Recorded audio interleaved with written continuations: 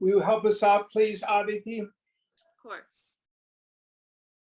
Kvanerodho vimudhasya yo nirbandham karoti vai swaramasvaiva dhirasya sarvada savakritrimaha. Where is the control of the mind for the fool who strives for it?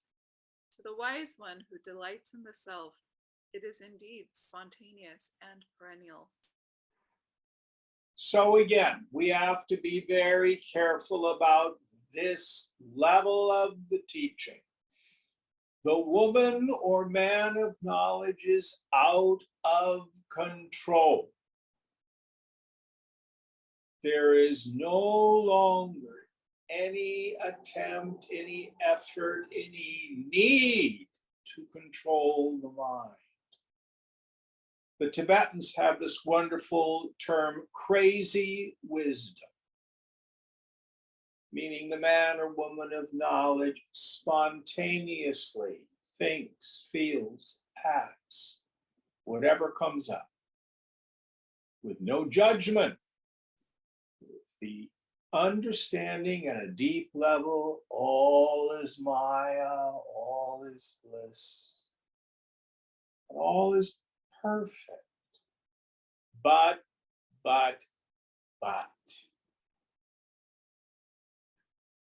If this practice is taken on in early levels of practice for the beginner or the intermediate, there is the confusion between the indulgent part of the mind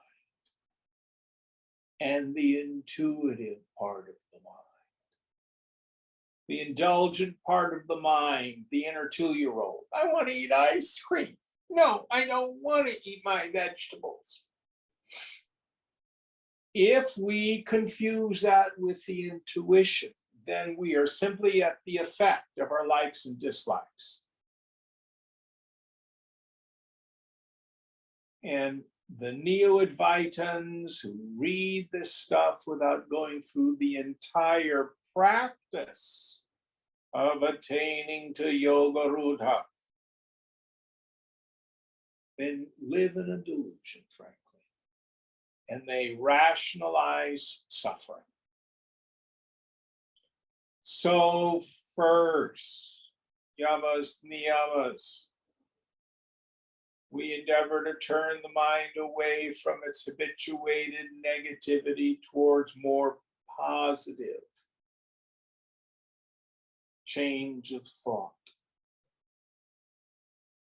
Then we move into Sakshi Bhava. We take on the practice of living in the higher intellect, the witnessing consciousness. Swamiji would say at this level, getting out of the mind is the way to heal the mind. It's not so much fixing the mind as just doing nothing. Thoughts and feelings arise. You don't act on those indulgent tendencies. Witness them, let them go.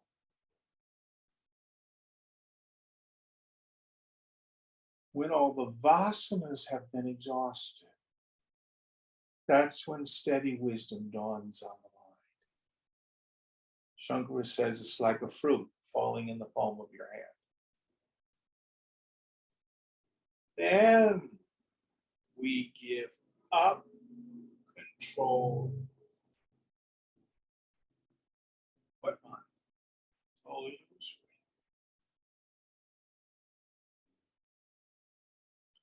So when we're in the level of practice, control of the mind is important. Yogas chitta vritti nirodha. Yoga is the restraining of the mind stuff from forming vrittis, whirlpool-like configurations. Very important. Gita, 6th chapter, the end, Arjuna says, "Oh Krishna, to try to control the mind's like trying to control the wind." Krishna says, yes, but it can be accomplished through practice. But in the end, we get that.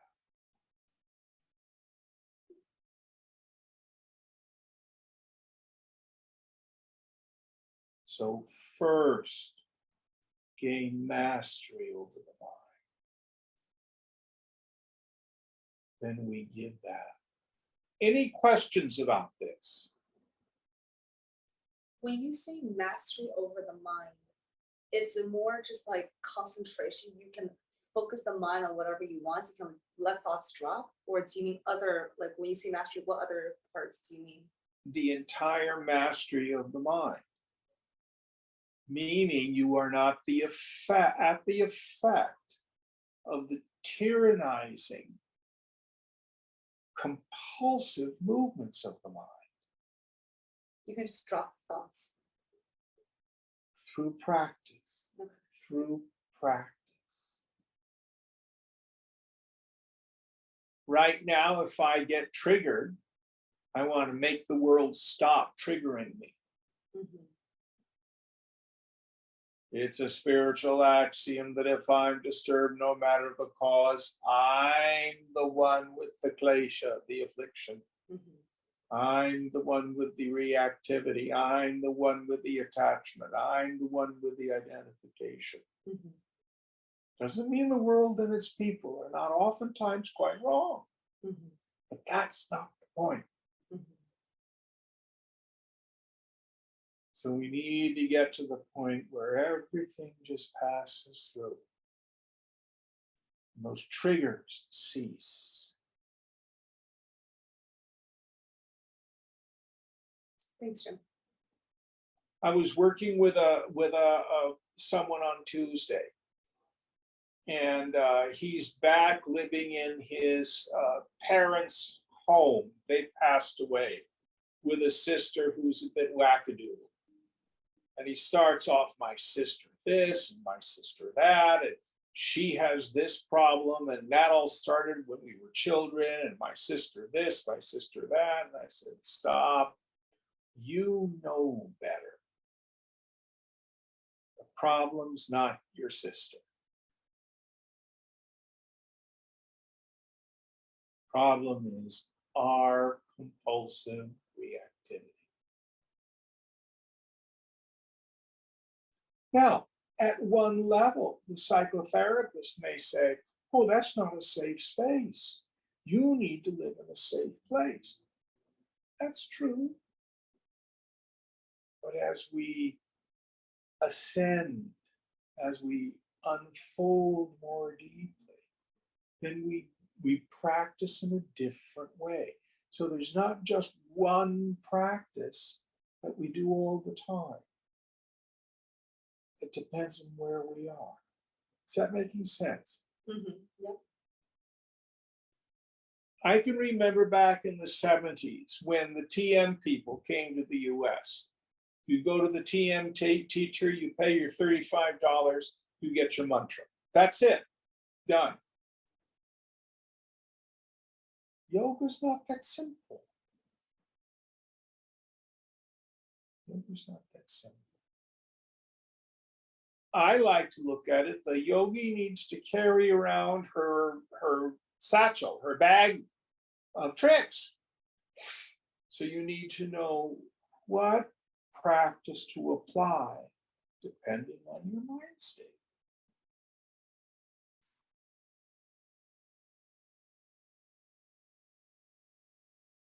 Good question. Very good question. Any other thoughts out there in Zoom land? Next verse. Bhavasya bhavaka kashin kinchida bhavako paraha ubhaya bhavaka Kaschid evameva virakulaha. Some think that existence is, and others that nothing is. Rare is the one who thinks neither. He is perfectly serene, free from all distractions. Yes. Any chance you can move a little closer to your microphone? Sure. Would you read the English one more time, please? Some think that existence is, and others that nothing is. Rare is the one who thinks neither. He is perfectly serene, free from all distractions. So here, Vasishta is riffing, or whoever wrote this scripture, on what appears to be a contradiction between Buddhist thought and yoga thought. Vedanta thunders, I am Atma Brahma, the self is ultimate reality. Sarvam Kalvidam Brahma. This phenomenal world verily is Brahman consciousness. Buddhists say Shunyata, it's all void. It's nothing. There is no ultimate reality.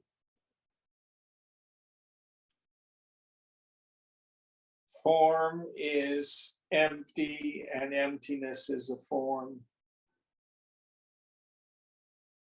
But the person of steady wisdom doesn't think about it.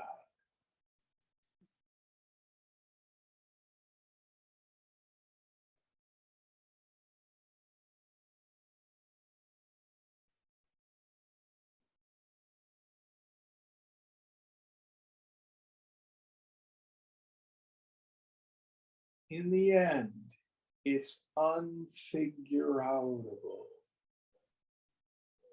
Stop the stupid oscillation of the intellect.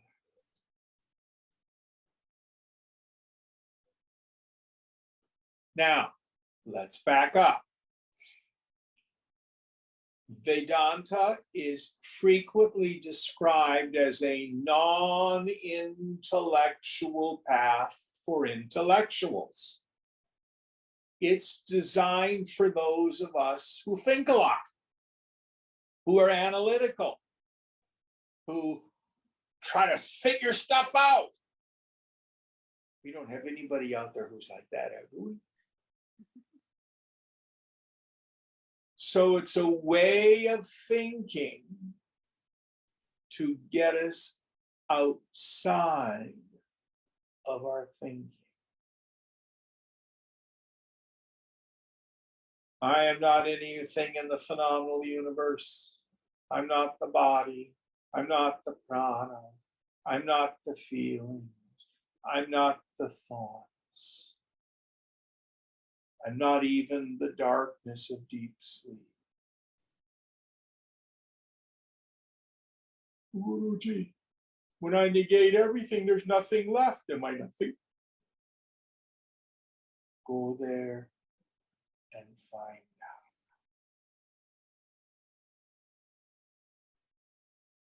Who are you?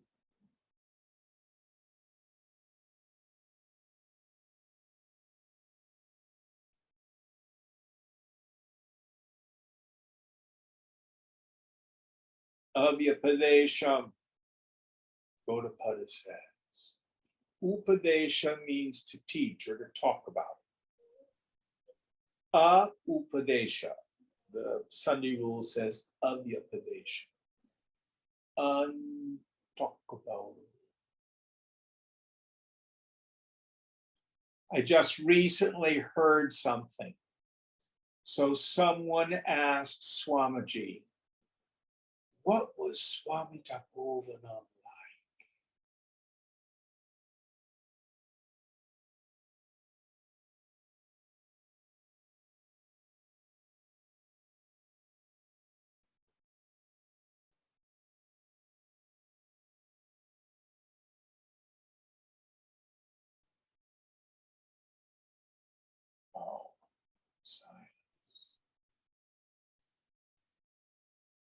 Shunya chitta.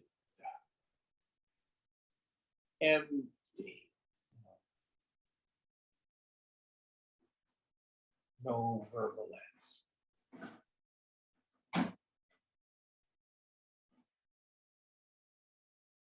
Second chapter of Gita. He who knows it not. She who knows it not knows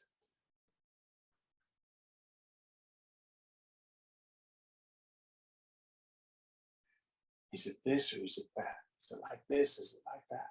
Well, this scripture says this, that scripture says that. I saw this on YouTube, that guru said that. Drop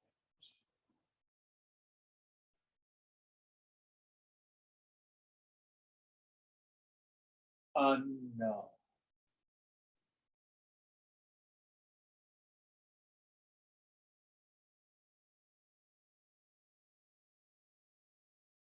Next verse.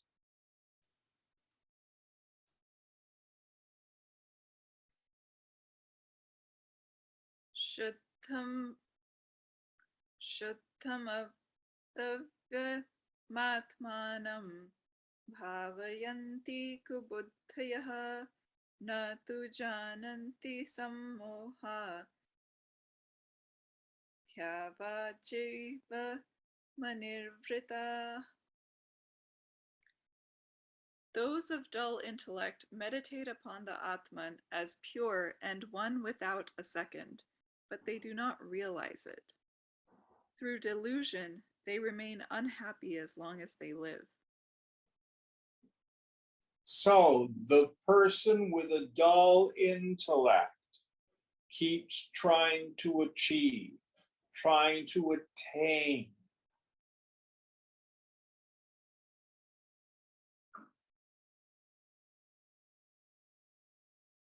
Yet it's accomplished, if we could even use that word, when all our striving ceases.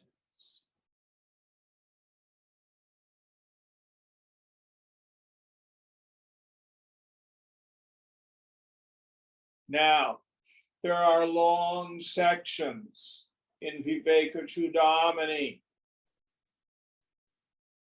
where some of Shankara's most beautiful poetry goes on, and then that is Brahman, meditate on this in your mind. Beautiful refrain at the end, one of my favorite sections. Swamiji said this helped him a lot in his sadhana. Quite inspiring. This scripture is said, and at some point, drop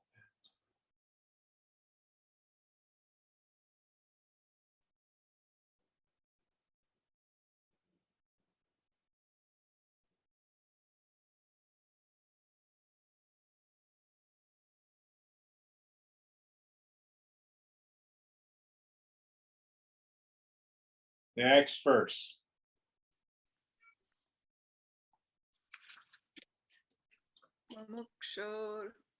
Mumukshur buddhiralamba mantarena na vidyate niralambeva nishkama buddhirmuktasya sarvada.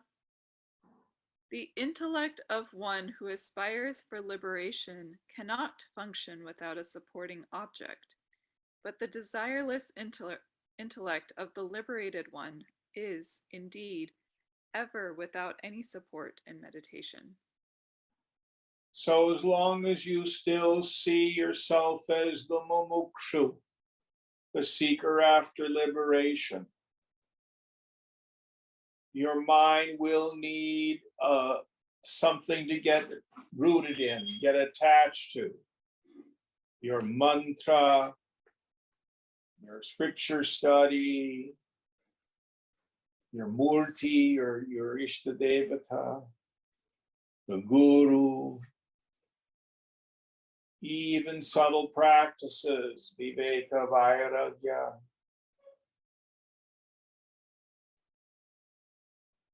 But the siddha, the accomplished one, there is no more any practice to be done.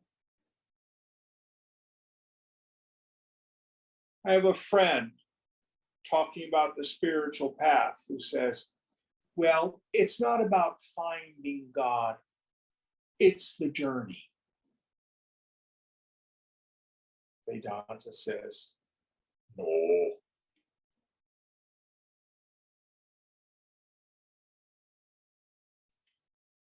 It is possible to come to the end of everything.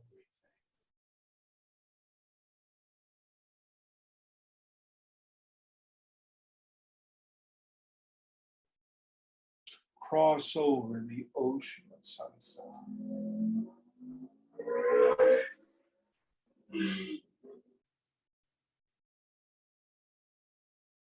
Let's review the paradigm that comes out of Yoga Vasishtha. I love it. The mind, samsara, my suffering, ahankara, all of it is built on only three ideas. First, I think I'm a person, jiva bhavana. As soon as I'm in that state, I have inherently a sense of incompleteness. So there's a goal. I'll be happy when, it'll be better if. I either need to fix the world or I need to fix me. Including, I'm a person in ignorance and I need to get realized. No blame. Third element, kartavya, the obligatory action. I need to move from point A to point B in order to be happy.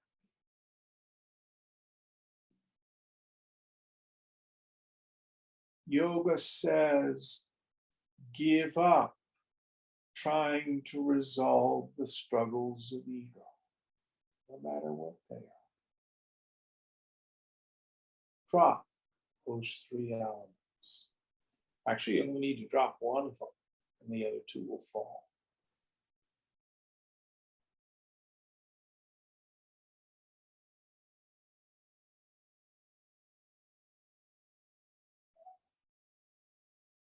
Then put the equipment on automatic pilot. Let it do what it does.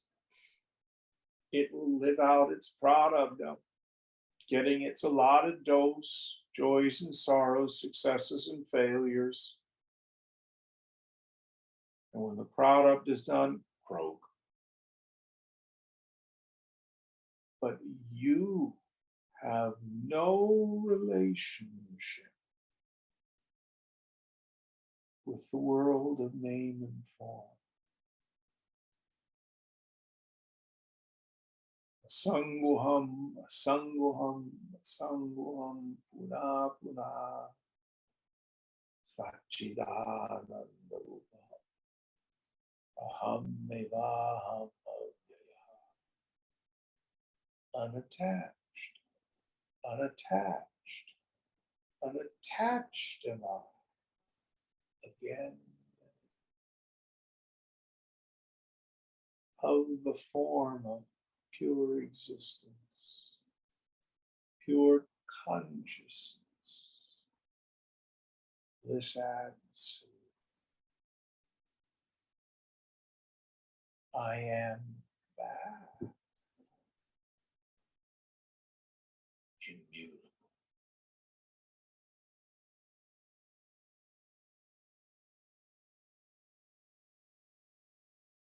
Next verse.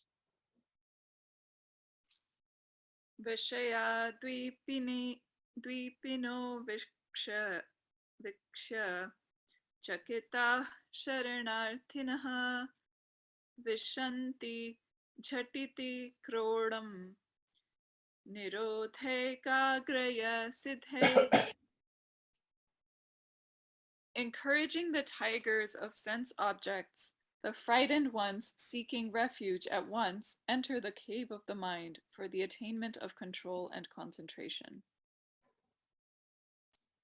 So at one level, ripping on the classic metaphor, there's a forest called sense objects in which roams a tiger called desire. The wise person retreats from that. So at a particular level of our practice,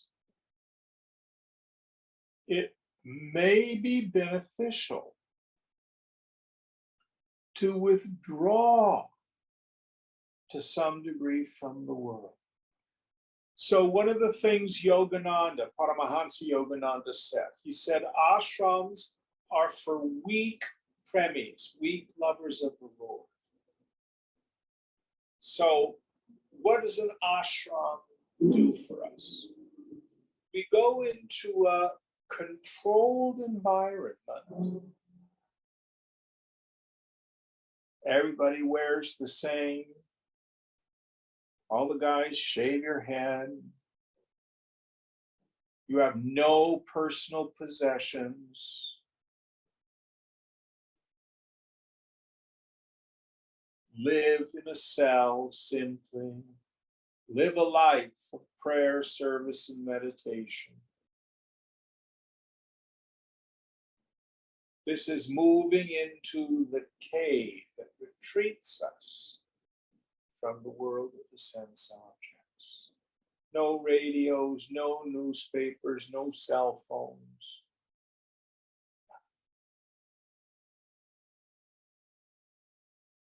It can be of value, helps turn the mind inward, but it is a temporary state.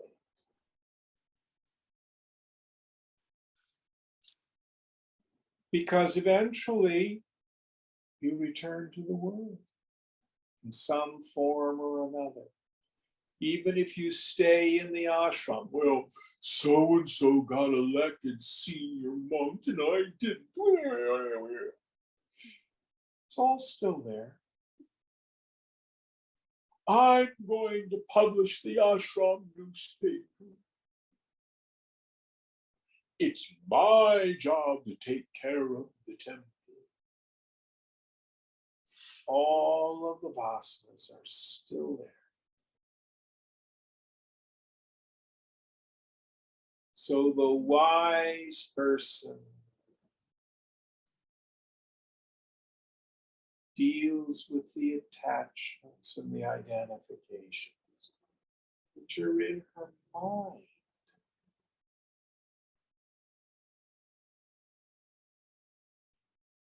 Then wherever you are in the temple of the infinite. In Hebrew scripture, God is talking to Moses on top of Mount Sinai. He says, take off your shoes because the place whereon you stand is holy ground.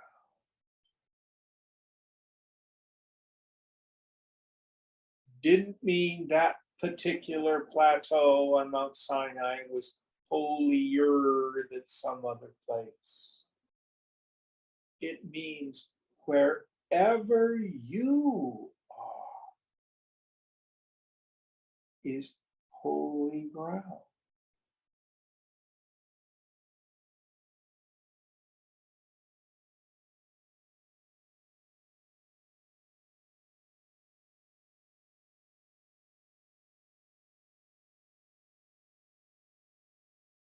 Next verse.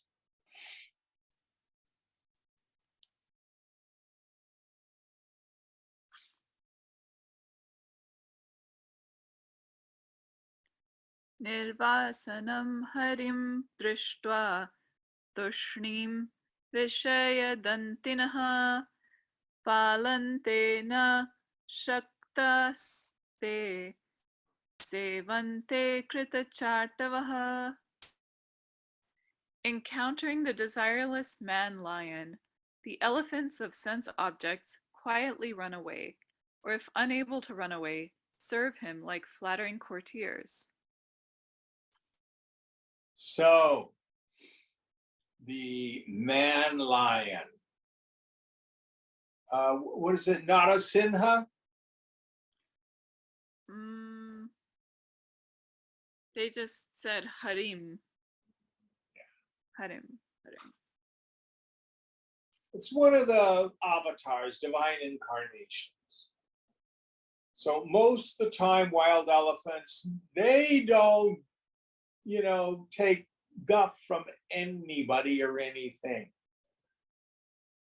except the man lion.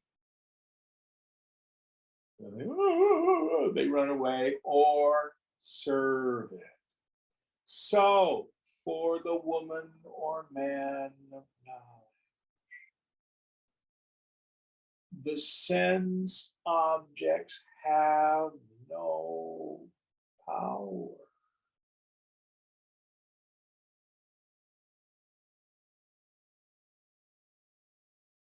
So they will retreat from the woman or the man of knowledge. Your friends may say, "Oh, I'm so upset, my 401k has crashed. Oh, I'm so upset, housing prices are going through the roof. Oh, what am I going to do? Interest rates are going way, way up.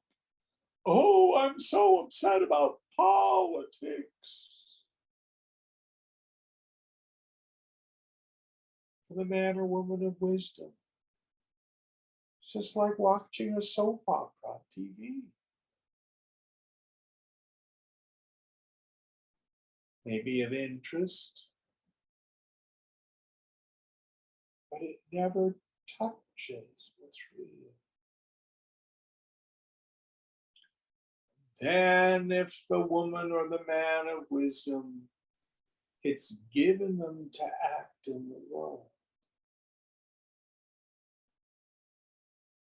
By grace, everything seems to work out. Because there's nobody there fighting the flow of the infinite.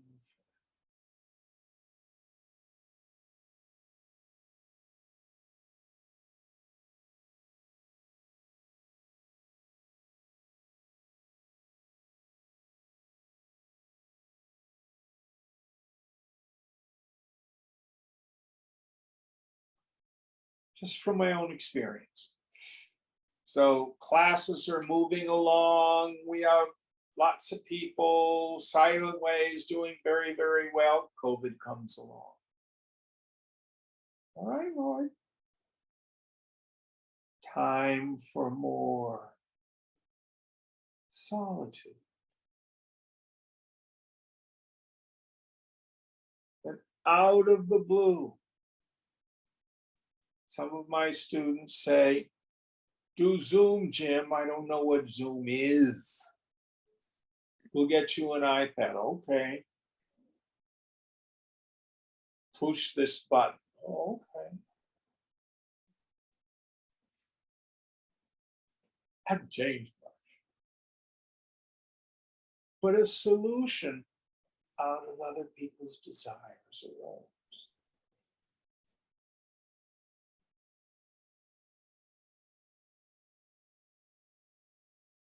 All works out.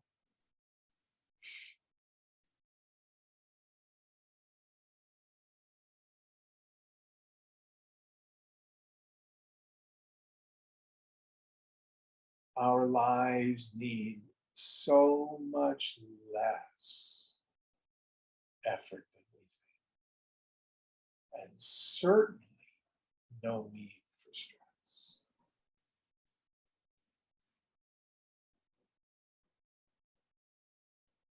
Next one. Did you have a question? Okay.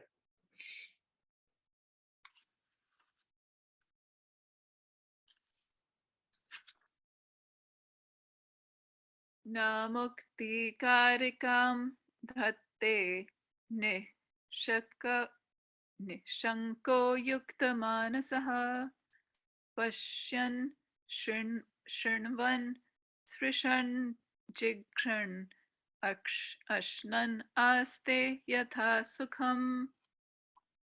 He who is free from doubts and has his mind identified completely with the self never resorts to the practices of control as a means to liberation.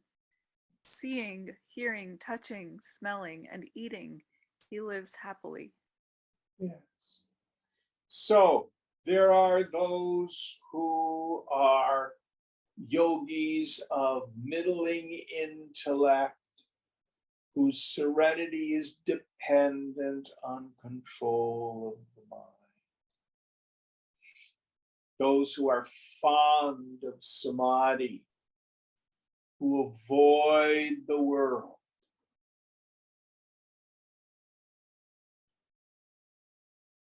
But the yogi of the highest order has what we call sahaja samadhi, natural or continuous samadhi. They're at home wherever they are. All environments are just fine.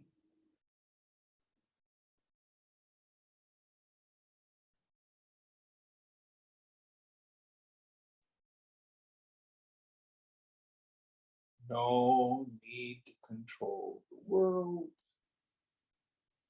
No need to control the mind. And do as you will. Let the force of the past and the desires of other people move this equipment through life.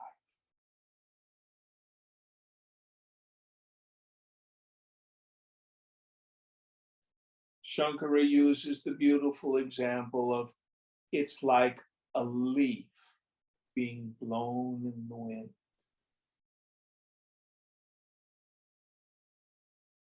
Difference between the leaf being blown in the wind and the moth or the butterflies. The moth or the butterfly, they're self-propelled.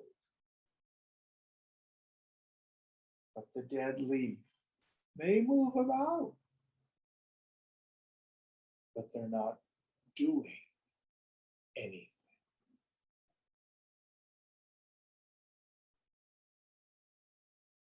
Take it easy. Don't worry. It's all going to work out.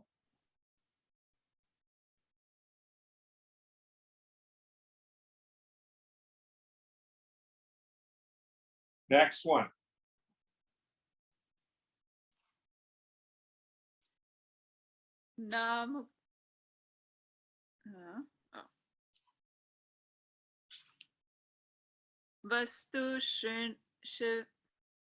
Vastu Shavana Matrena Shuddha Buddhir Nirakulaha Naivachara Manachara Maudasyam Va Prapashyati.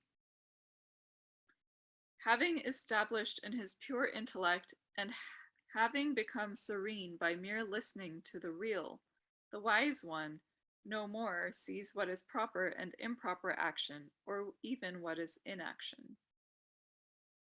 So for those with the purest intellect, they take full advantage of this means of knowledge, which is a Shabda Pramana. Pramana means a means of knowledge. Shabda means the word or sound.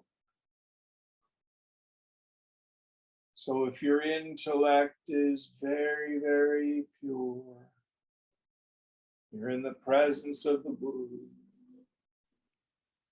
your mind is able to tune up where the Buddha is.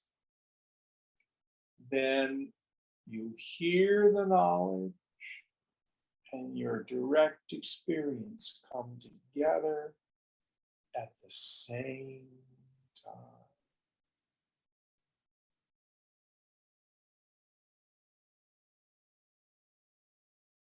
here at once. But for most of us, there's a bit of work to do. So we have Shravana, hearing. You can also hear with your eyes now. In modern times, you can read a book. You can listen to a video. Then manana, you think about it till you come to a point of conviction. But this is still what we call paroksha jnana, indirect knowledge. Do not confuse this with realization. I totally understand it. I get it. I can say all the Vedanta rap.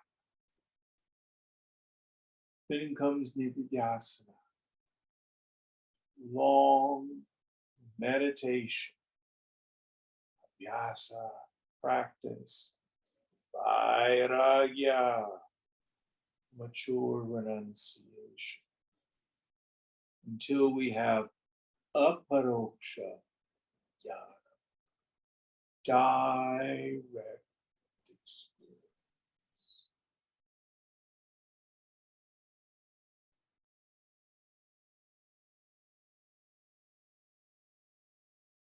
Now, it's absolutely self-validating. You still have doubts, keep doing practices. The doubts are not removed by getting answers to questions. But let me refine that. At one level, our doubts are resolved by getting answers to questions. But in the end, in a quiet mind, with the attentive faculty intensely turned inward,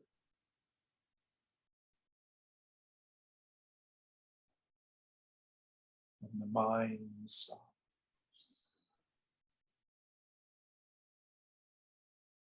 What remains? Who are you?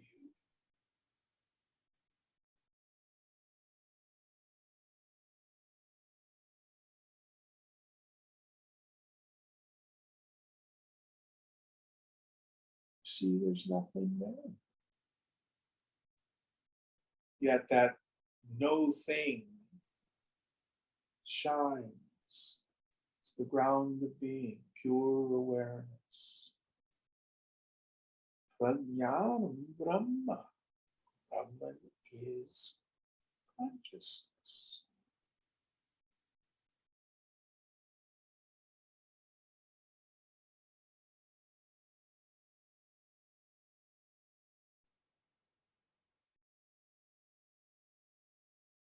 Next one.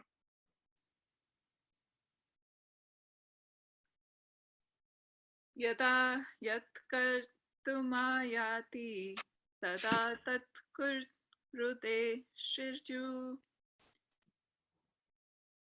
shubham vapya shubham vapi tasya cheshta hi balavat. The wise one does freely whatever comes to his lot, whether good or evil. His actions are like those of a child. So, a child has no, what we would call egoistic self-consciousness. As many of you know, I live right across the street from Fairyland, which is a children's zoo. So frequently parents are taking their kids over there. And I remember one time there was a mom with a couple of kids, and one was about 4, a little girl. And as she's going across the street, she just grabs her dress and just pulls it up above her head and then runs. Would you do that as a grown-up?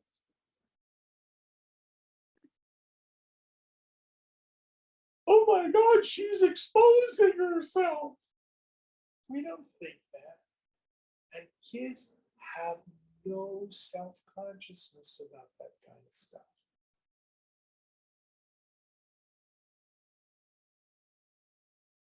You watch a teeny tiny in a high chair eating with spaghetti sauce all over their face.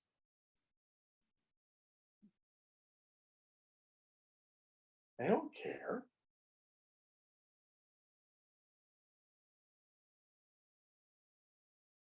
What are you doing in front of the mirror? I'm just fixing my hat and my hair. You've been doing it for 10 minutes. Well, it's my vanity. Don't bother me. I want to look good when I go out. Not you and me.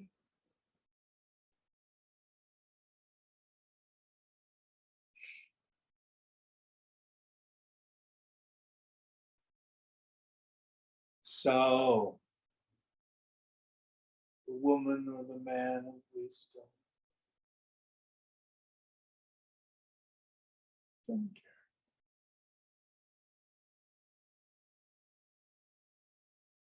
They act in the world spontaneously, impelled by the force of the past and the desires of others.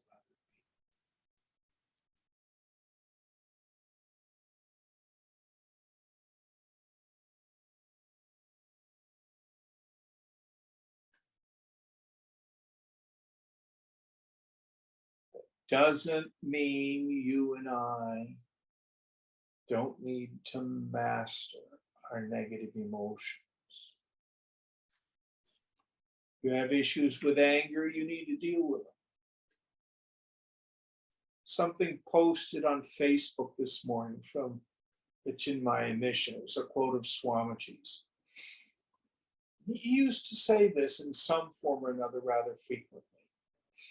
He said, after I mastered my anger, I kept it in my pocket. And I took it out when it was needed.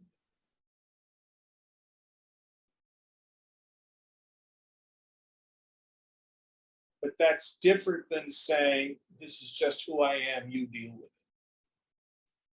That's not the same.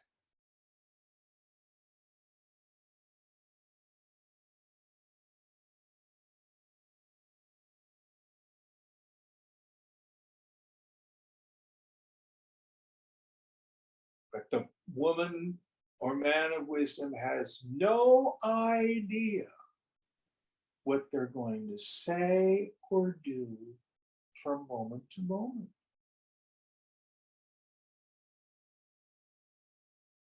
Now, that doesn't mean they may not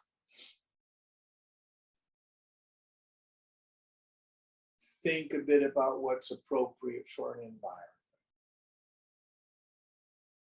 But even that's a spontaneous event. They don't approach relationship with a script. Oh, Jim, I'm going to go out with so-and-so. Well, if they say this, then I'll say that. But if they do this, then I'll do that. And I've got the conversation, the interaction all planned out.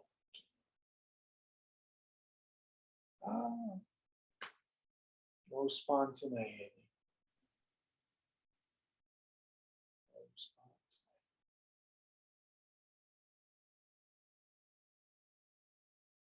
Next one.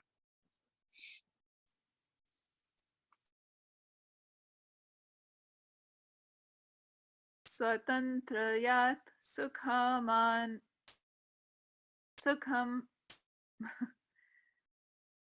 Swatantrayat sukham apnoti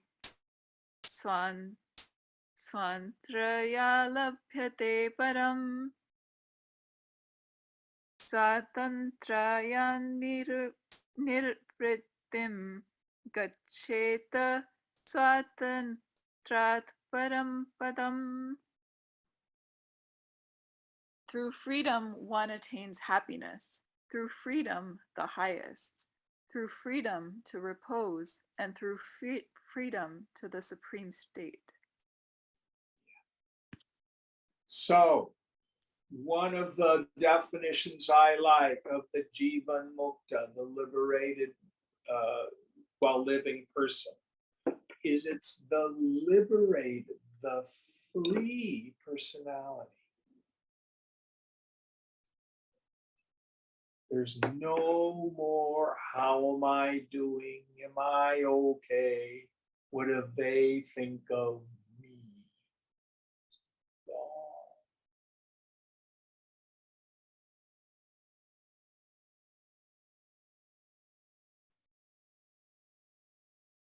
No.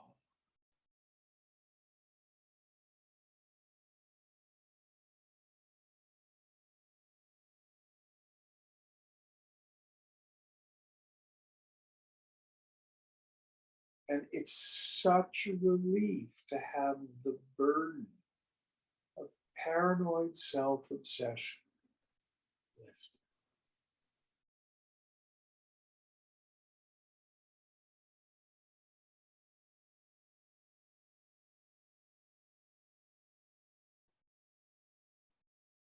Gives us true peace of mind. Next one.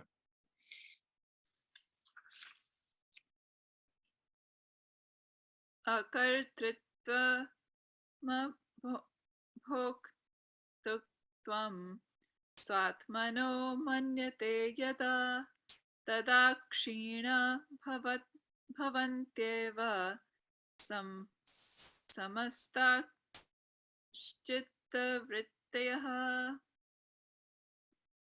All the modifications of the mind are indeed destroyed when a man realizes that the self in him is neither the doer nor the enjoyer. Yes. So what is the doer or the enjoyer? Guna and karma, the qualities of the mind and the force of the past as it interacts with the world. The yogi finds, I can't find anything really called my mind. Fang and I were talking about the family of origin impressions that people have before class. And at one level, that's very true. But the other thing to be mindful of that, to whom does this stuff really belong? Can I say that it's my issue or my parents' issue? No, it doesn't belong to anyone. It's just mind.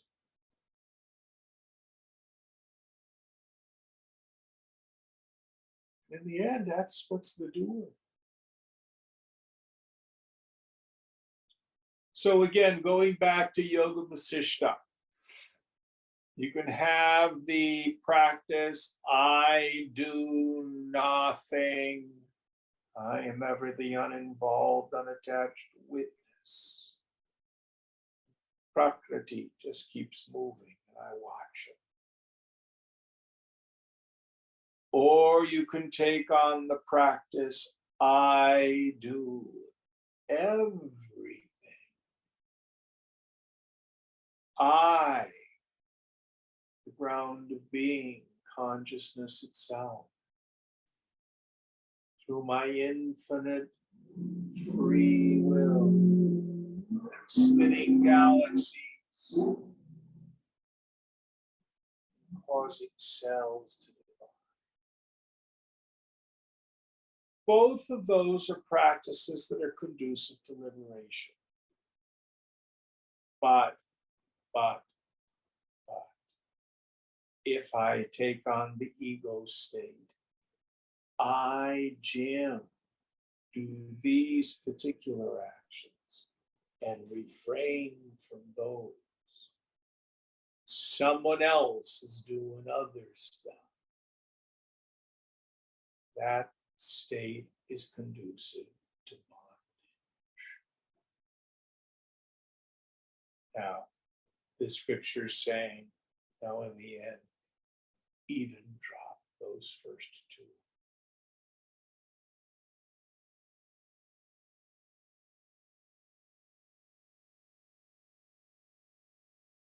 The Master Jesus implied this when he said, I of myself do no thing. It is the Father within that doeth the work.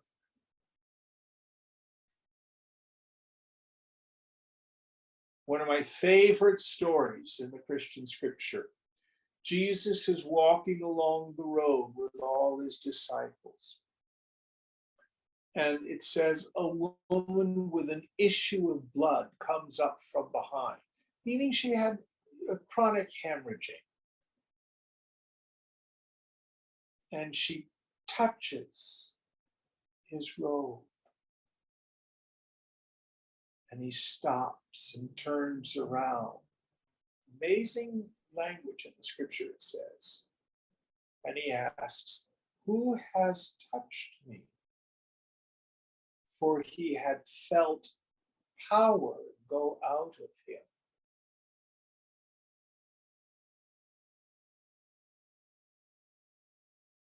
He didn't do a thing. Walked along the road.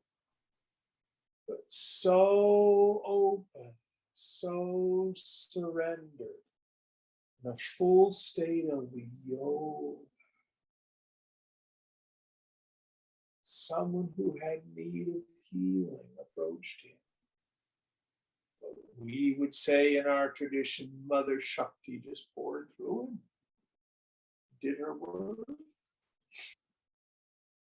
All you and I need to do is disappear.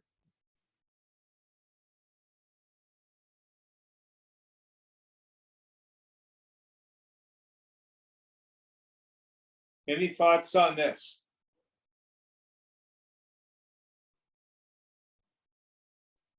Next one.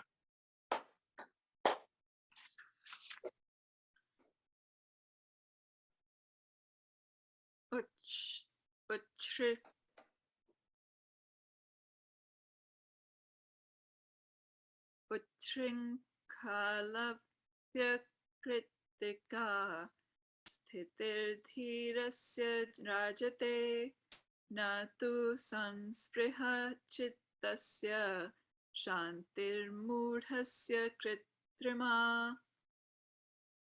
The conduct of the wise one, which is unrestricted by motive, shines, being spontaneous, that is, free from pretense, but not the deliberate calmness of the foolish, whose mind is attached, in other words, full of desires.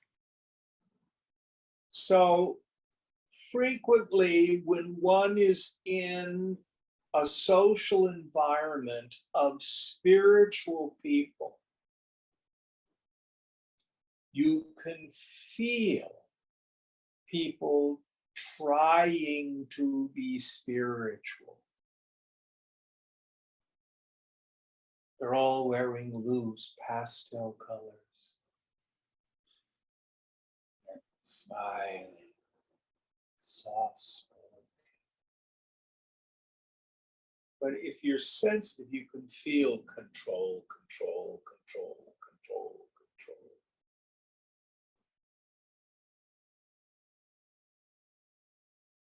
But the woman or man of wisdom is out of control. There's a kind of authenticity. There's a kind of naturalness. There's a kind of comfort in their own skin that you can't superimpose.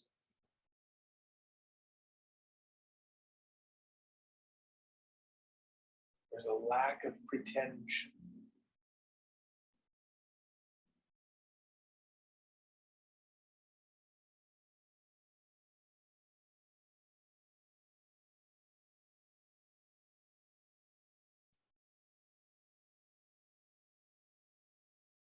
Not about being a goody-goody. That's why, again, I frequently will say, don't try to be spiritual. If you must have a goal, endeavor to be authentic.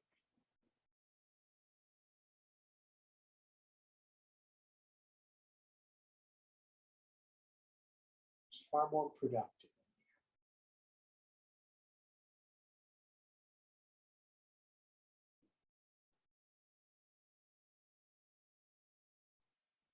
Next one. Vilasanti mahabhogo bhoge vishanti giriga paran nirasta kalpanadhira abadha mukta buddhayaha. The wise who are free from mental imagining, unbound and liberated in intellect, sometimes sport in the midst of great enjoyments, and at other times retire to the mountain caves. Yes. So I think the word that he used here for imagination was sankalpa. Yeah. Yes. Kalpana. Yeah, by means of sankalpa. So again, what do we have to decide which translation we want to use. Thought, wish, will, imagination, intention, jonesing, yearning here. I want to make stuff happen, sankalpa. So it doesn't mean that the woman of wisdom doesn't have an imagination. She can be an artist. She can be a computer programmer. He's able to carry on a conversation.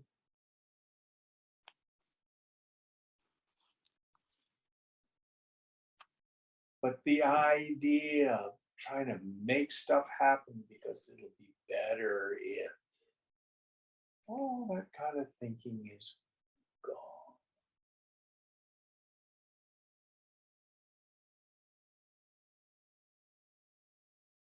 They may be seen to be enjoying things in the world.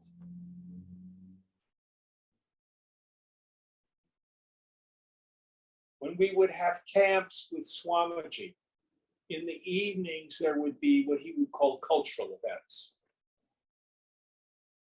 So people would sing, they would dance, there would be plays, frequently the young people would do something.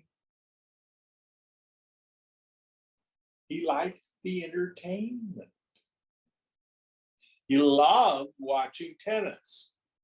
He was a huge tennis buff. In fact, he played tennis when he was younger.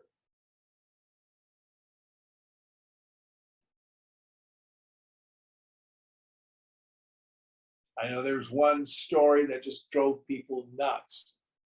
When he would fly across the Atlantic, he would fly first class because he flew a lot. He'd be there in first class in his Swami robes in the comfortable chair. And the flight attendant would come by, would you like something to drink? And he'd say, I'll have a scotch and water. The Swamiji's drinking alcohol. You like good scotch?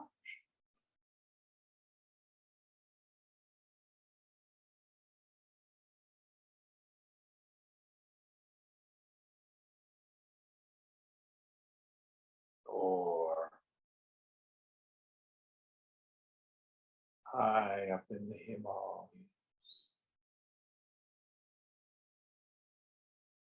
sequestered in his kutia for months at a time, writing a commentary on scripture.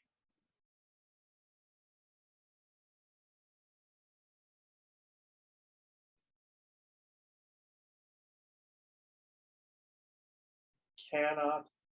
First of all, the world is not problematic. Which is more real, a good dream or a bad dream? Neither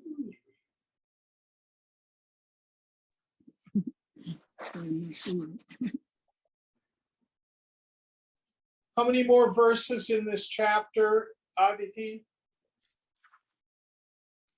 3, 4, 5. Quite a few? Yeah. All right, we'll quit here then. Om Purnamada Purnamidam Purnat Purnamudachyate Purnasya Purnamadaya Purnameva Vashishyate. Om Shanti Shanti Shanti. Hari Om Sri Guru Namaha.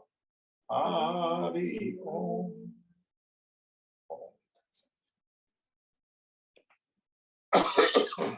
Thank you all.